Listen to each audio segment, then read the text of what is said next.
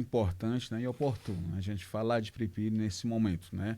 Podemos dizer que vem a ser o aniversário mais charmoso, né, que a gente pode dizer, que é a data da emancipação política. Mas é muito importante a gente sempre lembrar, né, como o próprio Kiko falou, gente, porque o Kiko Silva, gente, além de ser esse locutor fantástico que está aqui sempre com a gente, considero ele um gigantesco, um grande cientista político, né, grande analista da Muito política obrigado, meu brasileira de uma amigo, forma geral e um pelas grande palavras. memorialista. Eu não considero um grande historiador, né? Sempre quando estamos ouvindo, ele sempre, vez por outra, ele nos traz algo sobre a história de Uma Piripiri, do lembrança, né? Brasil e também do mundo, né? Então, eu Pronto. considero ele um grande memorialista também. Então, Obrigado, meu amigo. dentro desse contexto, é muito interessante a gente falar de Piripiri, que estamos aqui hoje completando 113 anos de emancipação política. Porém, é importante a gente lembrar que a história de Piripiri não começou ainda em 1910, né, como o Kika acabou de falar. Na verdade, a história de Piripiri, a gente pode dizer que a história desse lugar, que hoje é Piripiri, começou lá nos idos, né, de 1844, quando o Padre Freitas aqui chegou a estas terras, vindo de Piracuruca, anteriormente vindo da Vila da Parnaíba. Isso, o fundador de Piripiri, ele é parnaibano, né?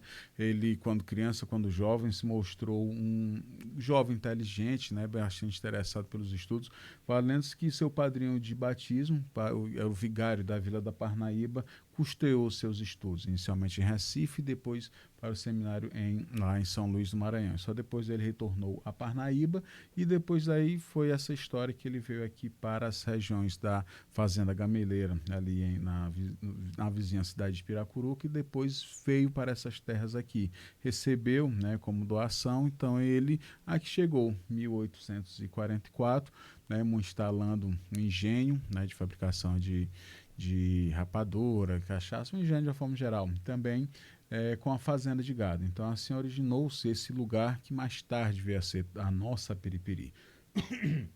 Então, dentro desse contexto, vale lembrar que ao redor do que hoje, né, foi esse primeiro núcleo que ele implantou, já existiam fazendas, já existiam moradores nesse entorno. Porém, por que nós, historiadores, consideramos o Padre Freitas como fundador de Piripiri? Devido à sua ação, né, essas terras que ele aqui tinha recebido, ele espalhou rapidamente, a notícia espalhou que ele estava doando terras a quem aqui quisesse edificar, sendo que a partir entre 1844 até o ano de 1855 já tínhamos uma considerável quantidade de casas que já foi considerado o primeiro núcleo de povoamento. Então iniciou-se Piripiri a partir das terras da fazenda Piripiri.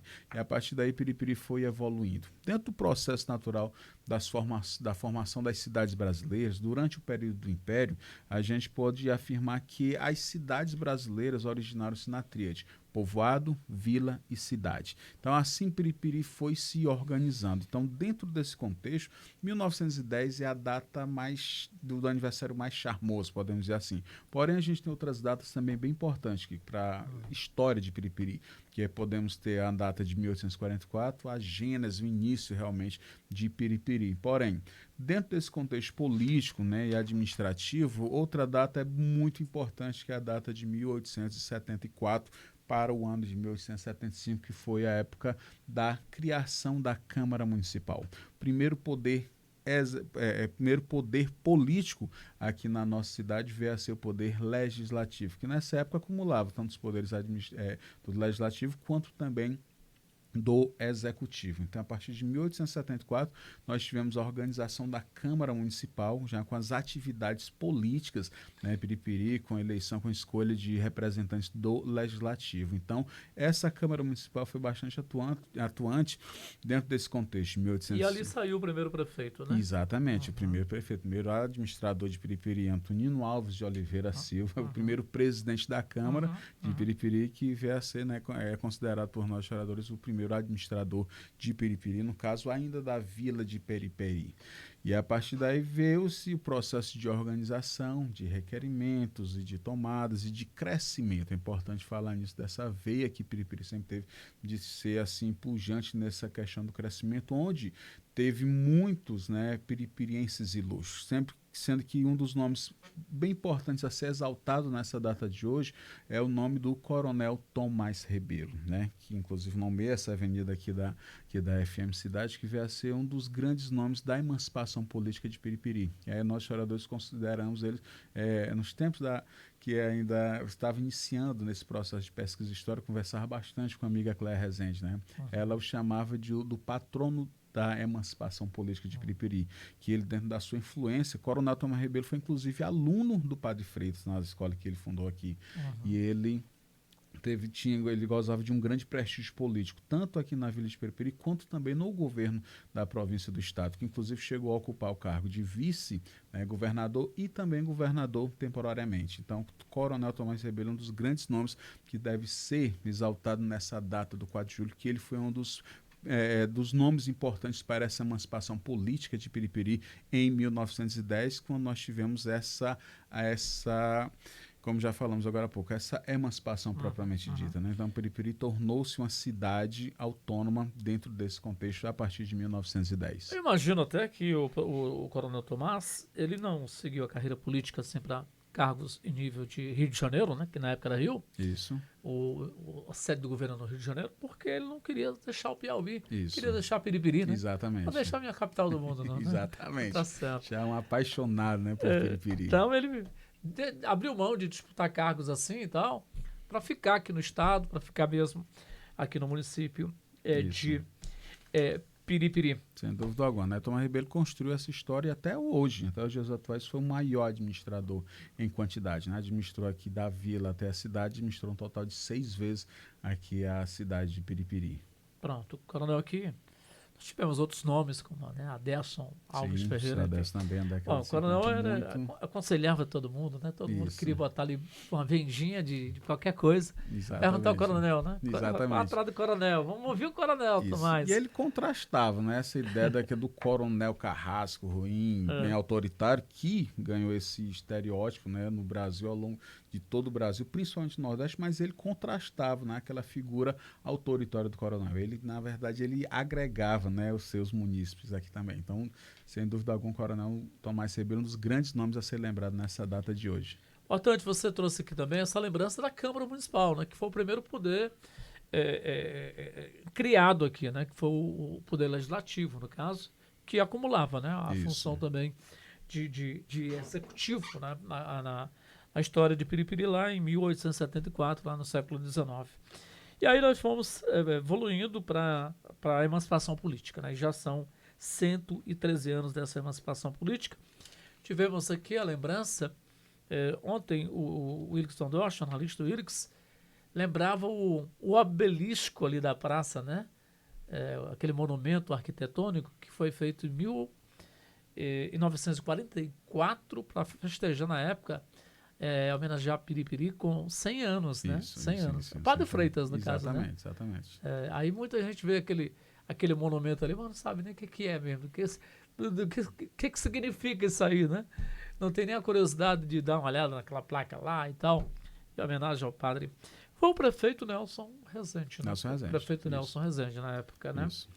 Outro grande, são grandes políticos aqui da nossa. Exatamente. Ali dentro do contexto da década de 50, né, do século passado, o Brasil vivenciava esse momento dessa grande exaltações de festas cívicas, né? Então essa data, né, bem redonda, assim, de centenário da chegada do Padre Freitas, foi uma festa gigantesca aqui em Piripiri, né, com a presença do interventor Landry Salles, veio o bispo de Parnaíba também esteve aqui presente para benzer esse monumento. Nós temos fotos desse momento históricos, né, que foram encontradas, inclusive, com um colega nosso, historiador, o Elton Filho, quando ele estava ainda em suas pesquisas, ele encontrou essas fotos fantásticas lá no Arquivo Público do Piauí. Então, hoje elas estão aí já na internet, né, já são divulgadas aqui dessa festividade cívica. Já escrevi, inclusive, um artigo sobre, né, este momento muito importante, bem ilustrativo de nossa história, né, que foi esse centenário da fundação de Piripiri.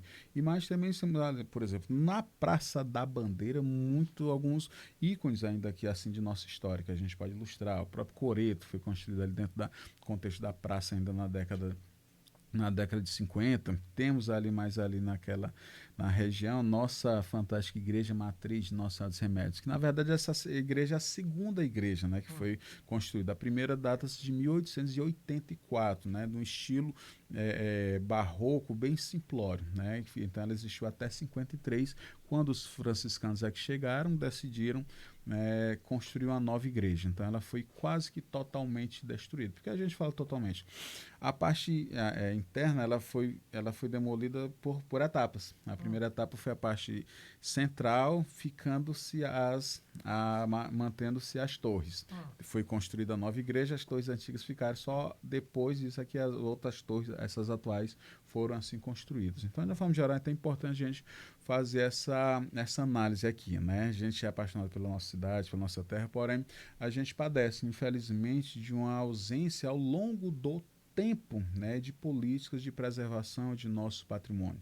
Então a gente vem lutando ao longo do tempo por aplicabilidade, inclusive, de uma lei temos uma lei municipal de tombamento, então temos infelizmente, essa mácula aqui, né, infelizmente, a nossa história, que a gente não teve, ao longo dos anos, uma política de preservação dos prédios históricos. Então, inclusive, é muito polêmico, então, sempre quando cai uma casa histórica, tem muito debate e tudo mais, porém é importante a gente lembrar que cidades vizinhas, Pedro II, Piracuruca, cidades históricas, têm suas políticas de preservação. Então, é importante que haja essa conciliação, né, podemos dizer assim, dentro desse contexto. Mas é importante a gente ressaltar, né, justamente isso, que temos o lado que defende isso, nunca, porém, não são contra o progresso. Né? É importante a gente lembrar que o progresso da cidade vem de todas as formas possíveis. Então a gente está tentando fazer esse processo dessa conciliação aqui para a nossa cidade.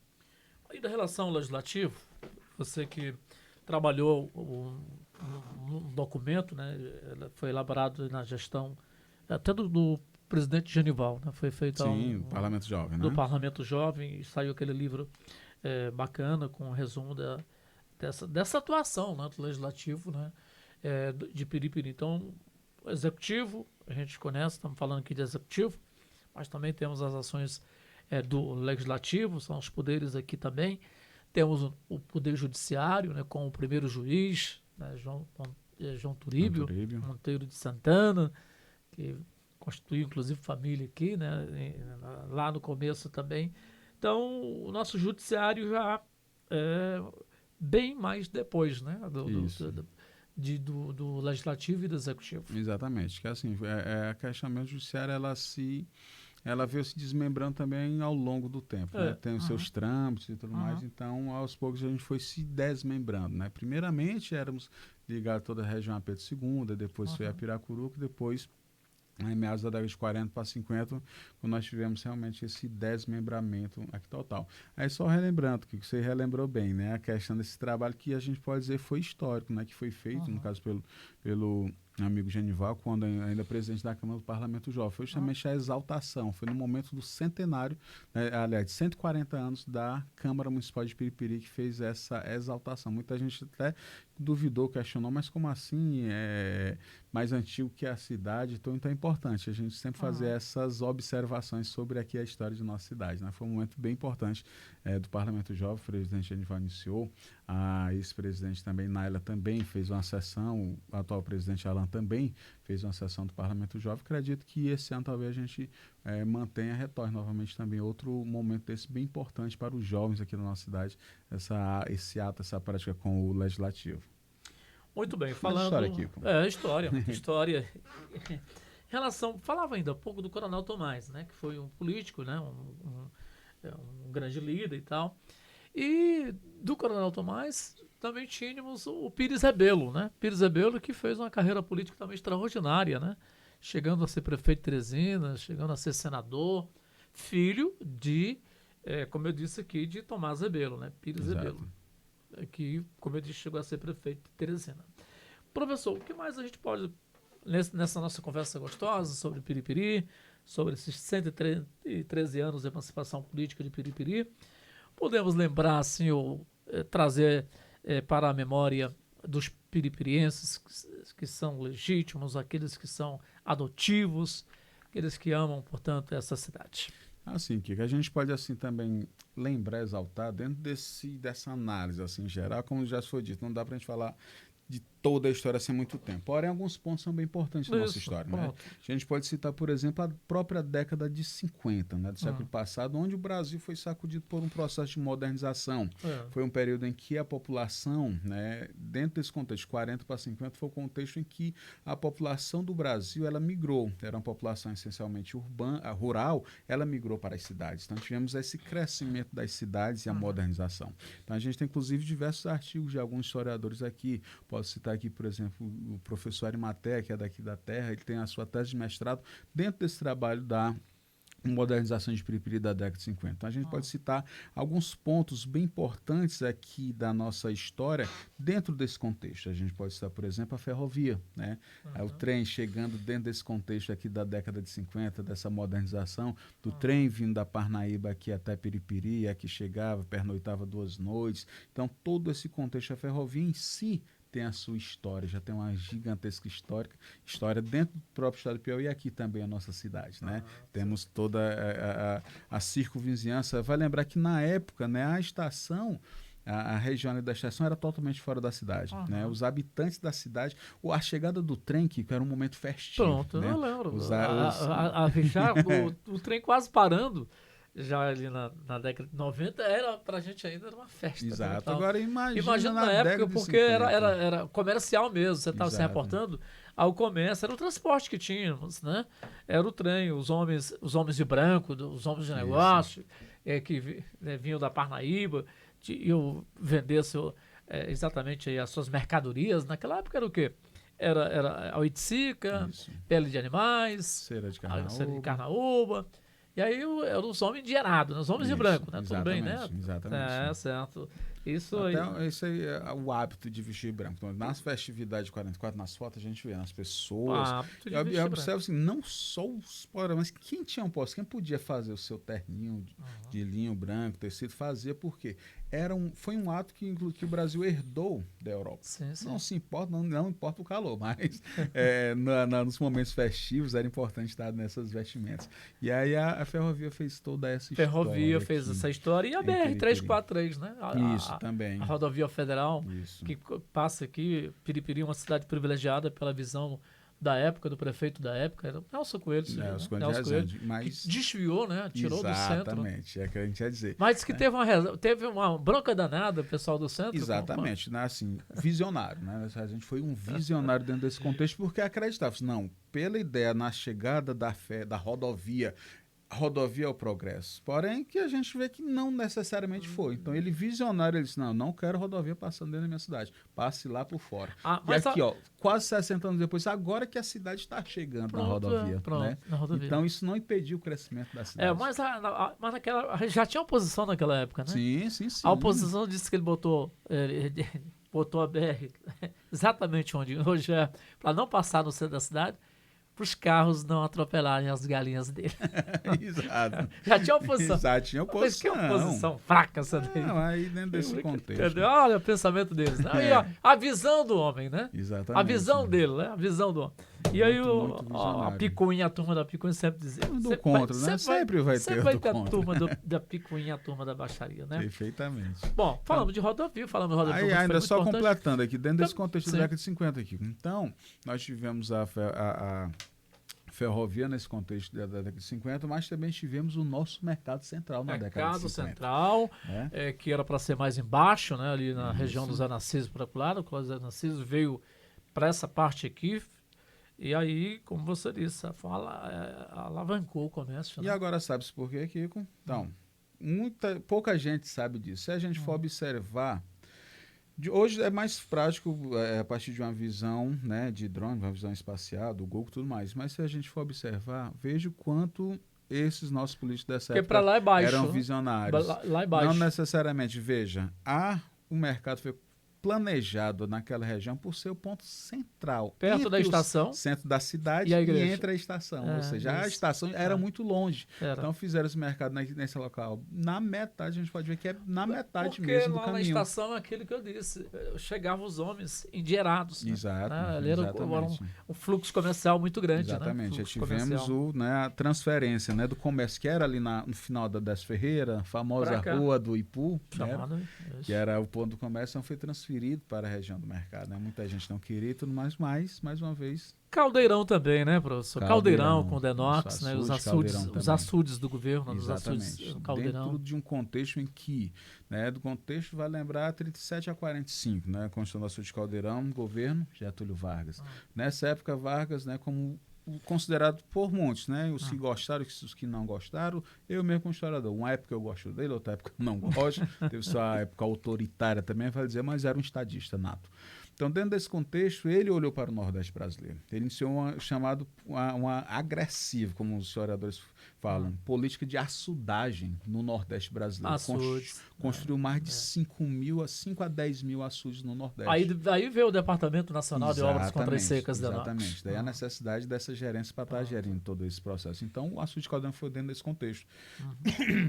Então, a partir daí passou a observar o que eu era chamar de regiões de aproveitamento de garganta, que é da questão geográfica. Então, que hoje ali é o nosso caldeirão, então ele veio E que garganta aquela, exatamente, né? Que garganta, né? Preencher esses requisitos foi lá na região, aproveitando as águas, né, do Rio Caldeirão, que nasce lá em Pedro II, na região da Serra dos Matões, desemboca aqui no Rio dos Matos, depois vai lá para o Rio Longar. E nós temos também, né, professor, nós temos lá no Olho d'Água Grande, a Serra da Balança, né? Serra da Balança. De vir os pratos, né? Exato. Sim, aí tem um prato que vem para Piripiri, a água vem para o Caldeirão e o outro prato vai para Piracuruca, né? Exato. Ali também caía na garganta, né? Garganta também, do Caldeirão, né? Exatamente. Garganta, né? A região de garganta do Caldeirão. Exatamente. Pronto, Caldeirão, mercado, estação rodoviária, rodovia, tudo isso, como você disse, ajudaram a fazer do município de Piripiri um entroncamento e um município atrativo, né? Sim. Para crescer e deixar, claro, sem nenhuma rivalidade, mas municípios, evidentemente, que vieram primeiro, mas em relação à população, enfim, a comércio, Piripiri foi avançando em relação a esses municípios que as pessoas sabem, né? Sim. Da história também, e que Piripiri cresceu, evoluiu muito em relação a outros municípios pelas estratégias também, né, professor? Como a gente já acabou de citar aqui, né? Visionários, né? Muitos comerciantes, né, negociantes que viram essa questão do entroncamento como esse potencial, né? Então a gente pode atribuir esses vários fatores positivos que fizeram com que hoje Piripiri se tornasse, né, essa cidade de destaque em nosso estado. A chegada do Banco do Brasil também na época, a exposição agropecuária, que é a exposição dos criadores, né, do que a gente chama de patronal, né, do sindicato patronal, que é os criadores de gado naquela época. A pecuária ainda era muito forte, na verdade, né? Está se recuperando, mas já foi muito forte. A pecuária, a agricultura, enfim. Aí nós temos, na atualidade, né, são vários bancos, né, que hoje, né, que chegaram, bancos públicos, bancos privados, e também a questão também da indústria, né, da FANCEP também, né, para explorar essa região, que é um potencial, né, a questão do extrativismo vegetal, né? E ali mais nos anos 80 nós tivemos aquela também revolução têxtil, né? Das fábricas de fundo de quintal, né? Isso, exatamente. Então, setores bem fortes, né? Até hoje aqui na nossa cidade, esse setor da confecção, né? Que temos indústrias polos, né? As fábricas aqui, por exemplo, a Dispersamente exportam, né, para todo o estado e outros estados também. Teve uma política de arroz fiscal na época, eu não me lembro qual foi o seu governo, que prejudicou muito, né, o crescimento da famosa fábrica de quintal, né? Eu achava tão interessante, né? Era fábrica de quintal, gente, porque a senhora em casa, ela bota a máquina lá no fundo, né, no Isso. quintal, a casa é pequenininha e tal, a família é grande, né? Hoje não, aqui tem um controle, né? Tem um controle da natalidade, né? Geralmente as famílias estão mais curtas, é um filho, 2 filhos, né, e tal e tal. Mas naquela época era 5, 10 e tal, e meu amigo haja espaço, né? Aí a Exatamente. máquina ia para onde? O quintal, né? Aí daí a fábrica de fundo de quintal. Isso, exatamente. Então, São, momentos, né, Kiko? ó, Momentos bem importantes, bem interessantes, que, assim, fazem parte da história de muitos locais, muitos lugares. Nordeste, por sua característica geral de batalhadores, de gente mesmo guerreira, tem todas as características. Mas, assim, a gente tem coisa que só nós piripirienses temos, só nós piripirienses sabemos, nós piripirienses o nosso sentimos. manancial de água também, né, professor? Sim, Também sim, atraiu sim. muita gente, Com né? certeza, A né? questão da água. Você já Isso, falou Caldeirão, mas os mananciais, os demais isso. açudes, olho d'água, enfim. Isso aí também foi acabou atraindo, né, muita gente, né, para a nossa cidade. Isso, não, assim, dentro das nossas águas, a gente pode até dizer história das nossas águas. Então, um artigo também Já tem um resumido artigo nesse sobre essa importância, né, de nossos mananciais, né? Temos Uhum. nosso açude de Anajás de 1917, É. né, que até a década de 50 abasteceu a cidade de Centenário, Periperi, né? né? Centenário. O olho Isso. d'água do Recreio, Olho que d'água do também rei, abasteceu que ó, em uma conversa, parte. por exemplo, com o nosso amigo Chico do Romance, ele relata que, inclusive, ele ouvia muitos relatos que durante as secas de 13 e de 15, né, a população dessa região aqui ia escapar no olho d'água do Recreio, Meu né? amigo, eu ainda E digo mais para você. Eu sou aqui dos anos, finalzinho dos anos 70, 80, que não tinha água, essa água encanada, não tinha essa encanado, água né? da GESPIS. As pessoas iam buscar água no olho d'água do Recreio, tinha um olho d'água ali no Anajás. O abastecimento era isso aí. E quem tinha poços, né? Perfurados, enfim. Uhum. E aqui no centro, que já tinha a companhia de água, mas a companhia ela ficava no centro. Uhum, Aí bem depois foi que restrito foi a ainda. expansão, né? Foi a expansão. O pessoal era abastecido, ou se abastecia exatamente em olho d'água. É Isso. como se diz. Falando em E manancial de água, o olho d'água de Nossa Senhora, Nossa né? Que Remédios. abasteceu, Isso. evidentemente, essa cidade. O Isso. Centrão, a cidade de Piripiri, por muitos, muitos Então é anos. interessante lembrar, né? Que o primeiro prefeito ele instalou a sua primeira casa na região Onde, do Riacho, pronto, Riacho o Azedo, era o riacho Riacho que Azedo depois chamado. virou. Isso. Devido Deu. à má qualidade das águas, É, ele com seus escravos encontrou esse olho d'água, o que mais tarde ele chamou de Nossa Senhora dos Remédios. Então a localização da sua casa ele já veio hoje, atrás de água, isso, achou aqui no Anajás. exatamente, Mais tarde, com mais calma, um pouquinho, né? Ele conseguiu aqui no centro, né? Já próximo exatamente, da casa também, que né? ele O olho da água construiu e aí de de Nossa lá, ou Senhora. seja, encontrou água boa, potável, né? E lá ficou, E lá ficou. lá ficou para Então, fazenda, né? exatamente. Fazendas, Exato, engenhos, enfim. exatamente. Ficou E a aí, fazenda. mas a sua casa mesmo ele construiu e erigiu próximo àquele olho d'água, né? Uhum. Que, né, foi também bem importante até a década de 40, a região do centro ali pegava água ali naquele olho d'água. Então, de uma Uhum. grande importância também aqui para a nossa história. Professor, agora são 13h15, 1h15. Já conversamos aqui sobre a história, a gente podia conversar sobre outros assuntos, evidentemente, né? Ampliar mais essa história aqui.